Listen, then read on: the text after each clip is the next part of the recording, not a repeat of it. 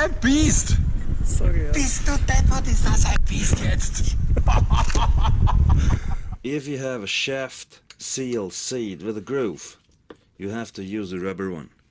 The info out there says that you can also use a metal one, because, you know, metal is better than rubber, whatever the explanation is. This info is wrong. You're not supposed to use this one because they don't hold in the seat. They jump out and damage your engine. They damage the case, the piston, the rotary valve. If you're lucky, nothing will happen, but mostly there is bigger damage. Do not use a metal seal in a seat with a groove. It does not hold there. Do not use it. The seat with the groove is for the rubber one.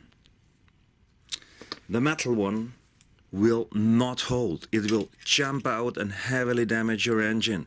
It can even kill the piston, the cylinder. It can damage your rotary valve. Just don't use it. A rubber seal is needed. Why?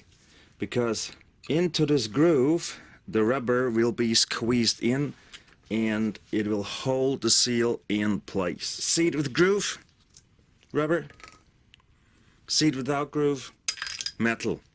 That's how you should do it. Cheers.